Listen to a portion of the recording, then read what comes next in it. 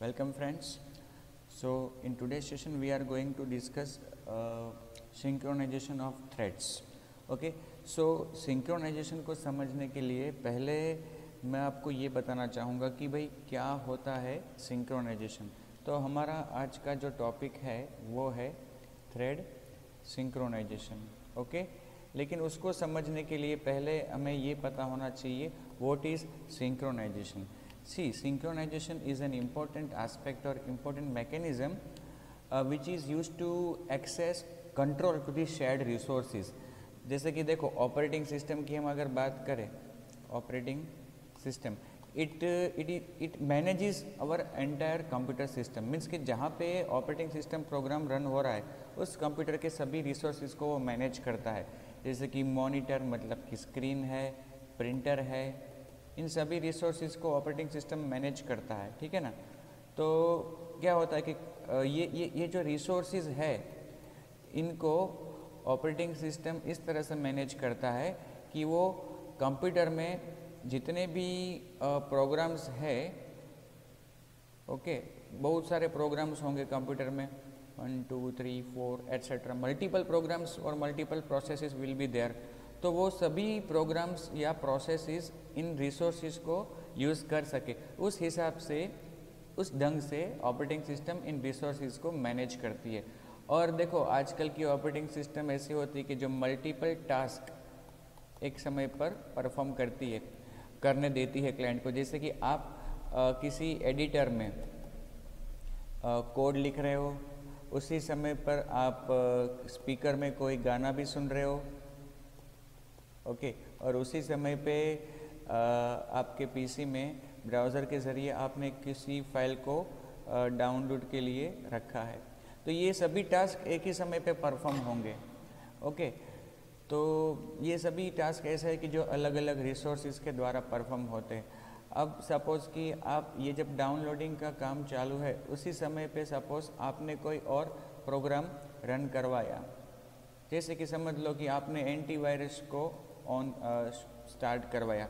अब जैसे ही आपने किसी एंटीवायरस सॉफ्टवेयर को रन करवाया या किसी प्रोग्राम को रन करवाया और वो प्रोग्राम ऐसा है कि जिसको अपडेट की आवश्यकता है, ओके, तो आपको वो पूछेगा कि मुझे अपडेट चाहिए, मेरा लेटेस्ट अपडेट अवेलेबल है, क्या आप उसे डाउनलोड करना चाहते हो, इंस्टॉल करना चाहते हो। अगर आप यस कहोगे तो क्या होगा, अगेन बैकग्राउंड में ये प्रोसेस मतलब कि ये जो सॉफ्टवेयर है वो भी अपना जो डाउनलोडिंग का काम है वो शुरू कर देगा। तो देखो यहाँ पे ब्राउज़र भी डाउनलोड कर रहा है जो आपने मैन्युअली किया, और यहाँ पे ये सर्विस कोई डाउनलोड सर्विस स्टार्ट हो गई, वो भी क्या कर रही है, डाउनलोड। तो ये डाउनलोडिंग का कार्य किसी सर्विस के ज़रिए होता होगा, ब्राउज़र भी कर रहा है और ये सॉफ्टवेयर भी कर रहा है। तो ये सर्विस ऐसी है डाउनलोडिंग की कि जो एक ही समय पर इन दोनों के टास्क को कंप्लीट कर रही है और कर सकती है, उसको कोई दिक्कत नहीं है। देखो हमारे कंप्यूटर में ऐसा हम कई बार करते हैं कि एक ही समय पर हम एक से ज़्यादा फाइल्स को डाउनलोड करते हैं। तो ऐसा तो नहीं होता कि पहले एक फ़ाइल डाउनलोड होगी फिर दूसरी फाइल, वो सभी फाइल्स पैरेलली डाउनलोड होगी, और जिसकी मेमोरी कम होगी वो फाइल पहले कंप्लीशन कर लेगी। जैसे कि हम सपोज़ कोई सॉन्ग्स डाउनलोड कर रहे हैं तो 5 MB वाला सॉन्ग है, 15 MB वाला सॉन्ग है, 25 MB वाला सॉन्ग है, तो सभी सॉन्ग्स एक साथ डाउनलोड होते रहेंगे और जैसे ही काम ख़त्म होगा वो कंप्लीट कर लेगा। तो ये जो एग्जांपल था डाउनलोडिंग का वो ऐसा है कि भाई वो टास्क एक ही समय पे बहुत सारी प्रोसेसेस या बहुत सारे प्रोग्राम्स कर सकते हैं, है ना। लेकिन अब देखो मैं आपको एक और एग्जांपल देता हूँ कि सपोज़ कि आपके कंप्यूटर में आप बहुत सारी आपकी फाइल्स है, ठीक है, फाइल्स बहुत सारी है आपकी, फाइल 1, फाइल 2, फाइल 3, ये तीनों फाइल आपकी है, आपने बनाई हुई है। अब आप क्या करना चाहते हो कि आप इन सभी फाइल्स की प्रिंट निकालना चाहते हो, हार्ड कॉपी। तो आपके पास प्रिंटर भी अटैच्ड है ना, आपके पास कंप्यूटर के साथ अटैच्ड प्रिंटर भी है। तो क्या होगा कि प्रिंटर के ज़रिए आप प्रिंट निकालना चाहोगे तो आप अपनी तीनों फाइल को ओपन करके, आपको तीनों की प्रिंट निकालनी है, तो तीनों फाइल को ओपन करके प्रिंट का कमांड दे दोगे। अब आपकी फाइल 1 में सपोज़ 40 पेज है, फाइल 2 में सपोज़ 30 पेज है, और फाइल 3 में सपोज 45 पेज है। अब तीनों फाइल को ओपन किया, देखो फर्स्ट फाइल को आपने ओपन किया, प्रिंट का कमांड दिया तो यहाँ से प्रिंट निकलने लगी फाइल 1 की, पहला पेज, दूसरा पेज। जब ये 2 पेज निकल गए उसी दौरान आपने फाइल 2 को भी ओपन कर लिया और फाइल 2 की आप प्रिंट निकालने लगे।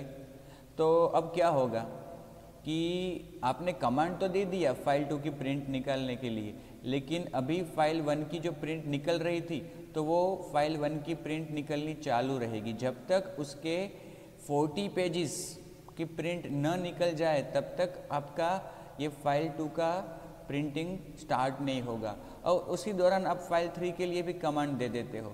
तो अब क्या होगा कि यहाँ पे ये जो सिनारियो है इसमें ये दोनों ही जो आपने कमांड्स दिए हैं, कमांड जब आप ये कमांड देते हो तो एक प्रोसेस इनिशिएट होती है। तो ये जो प्रोसेस है, सपोज कि हम इसको प्रोसेस 1 कहते हैं, इसको प्रोसेस 2, इसको प्रोसेस 3, तीनों प्रोसेस को करना क्या है, प्रिंटिंग करना है। तो ये प्रोसेस 1 जब एग्जीक्यूट हो रही है तो प्रोसेस 2 और 3 दोनों को वेट करने को कहा जाएगा। क्यों भाई? क्योंकि भाई अगर P2 और P3 और P1 तीनों को एक ही साथ प्रिंटर दे दिया तो जो प्रिंट में पेज निकलेगा उसमें कुछ कंटेंट फाइल 1 के होंगे, कुछ कंटेंट फाइल 2 के, कुछ कंटेंट फाइल 3 के होंगे।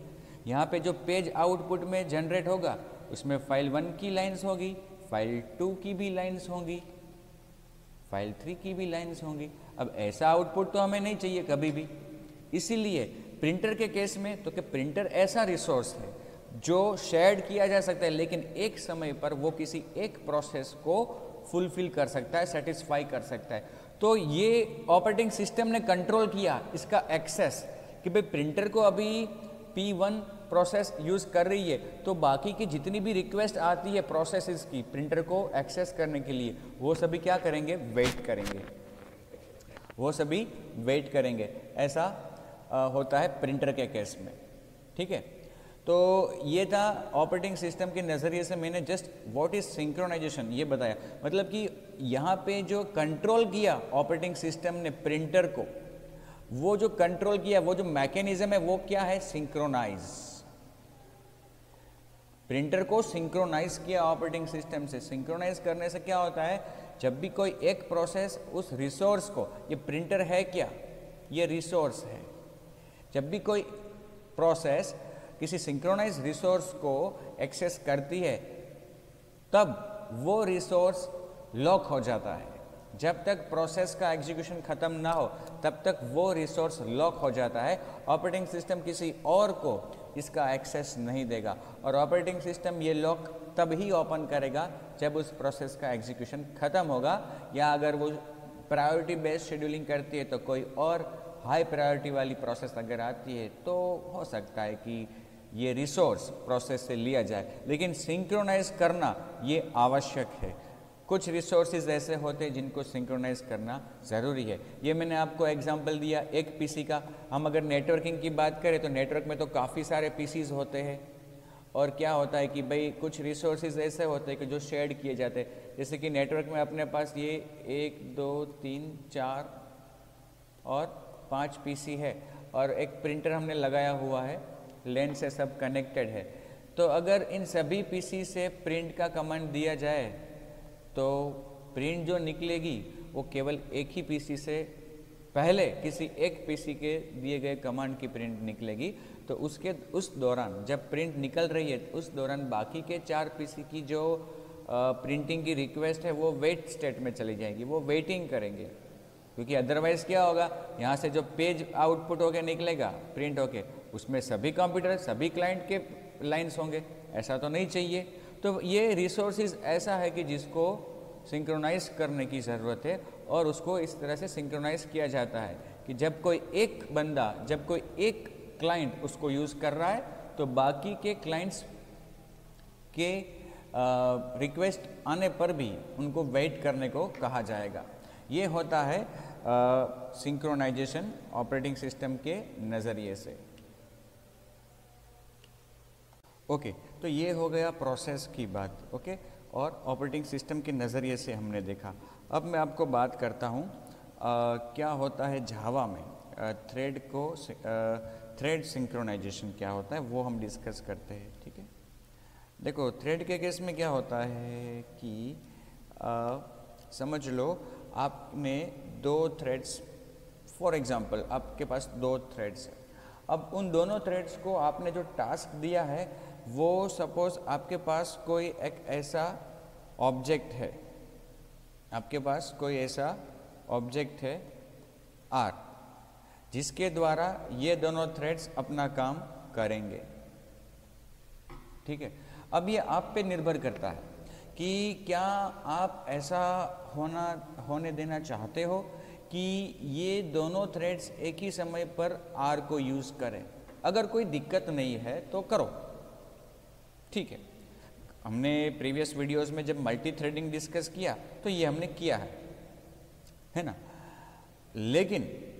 लेकिन अगर आप चाहते हो कि भाई ये आर रिसोर्स के द्वारा कोई मेथड हमने जो बनाई है यूज़ रिसोर्स या यूज़ आर, वो ये दोनों थ्रेड्स यूज़ करना चाहते हैं। अब ये जो मेथड है यूज़ आर फॉर एग्जांपल, वो किसी क्लास की है जिसका नाम क्या है, रिसोर्स।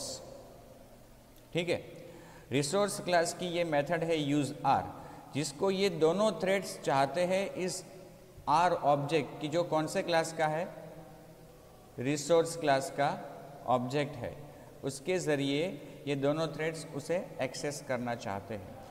तो अगर ये आपकी मेथड ऐसी है कि जिसमें दोनों थ्रेड्स एक साथ एग्जीक्यूशन करें तो कोई दिक्कत नहीं है, तो आप एज इट इज़ करने दो, जैसा हमने कल किया था, मतलब कि प्रीवियस वीडियो में। मैं आज भी आपको वो करके बताऊंगा, ठीक है। लेकिन अगर आप चाहते हो कि भाई ये मेथड ऐसी है कि जो एक समय पर एक ही थ्रेड अगर रन करता है तो ही सही ढंग से आउटपुट आएगा, अदरवाइज नहीं आएगा। हम देखेंगे कुछ एग्जांपल, प्रैक्टिकली मैं आपको बताऊंगा कि प्रोग्राम में किस तरह से ये इफ़ेक्ट करता है। तो अगर ये आपकी मेथड ऐसी है कि जो एक समय पर दरवाजों पर एक समय पर एक ही थ्रेड को सेटिस्फाई कर सकती है, तो सिंपली आपको क्या करना होगा, आपको इस ऑब्जेक्ट को सिंक्रोनाइज करना होगा। क्या करना होगा, सिंक्रोनाइज। इसका मतलब क्या है कि जब कोई एक थ्रेड T1 या T2 या T3 जो भी है, सपोज कि आपके पास और भी थ्रेड्स है कि जो यही टास्क करना चाहते हैं, जो भी हो, कोई एक थ्रेड जब इस ऑब्जेक्ट को यूज़ कर रहा है आर को, तो आर एक स्टेट में चला जाएगा। कौन से स्टेट में, लॉक स्टेट में चला जाएगा। क्या हो जाएगा वो, लॉक। और सपोज कि इस एग्जांपल की बात करें तो T1 को अगर एक्सेस मिला है आर का, और उसी समय के दौरान T1 एग्जीक्यूट हो रहा है, और उसी समय के दौरान अगर T2 भी चाहता है आर को एक्सेस करना, T3 भी चाहता है आर को एक्सेस करना, तो उन दोनों को वहाँ पे रोका जाएगा, क्योंकि आर पे लॉक लगा हुआ है, और वो लॉक किसने लगाया है, T1 ने। तो ऐसा जब हम करते हैं तो इसको क्या कहते हैं, थ्रेड सिंक्रोनाइजेशन। इसको हम क्या कहेंगे, थ्रेड सिंक्रोनाइजेशन। कि इस तरह से रिसोर्स या किसी मेथड को या किसी ऑब्जेक्ट को हम सिंक्रोनाइज कर सकते हैं। ठीक है, तो ये था मेरा कुछ डिस्कशन सिंक्रोनाइजेशन के बारे में, थ्रेड सिंक्रोनाइजेशन। और अब हम प्रैक्टिकली ये चीज़ भी देखेंगे नेक्स्ट वीडियो में कि क्या होता है सिंक्रोनाइजेशन।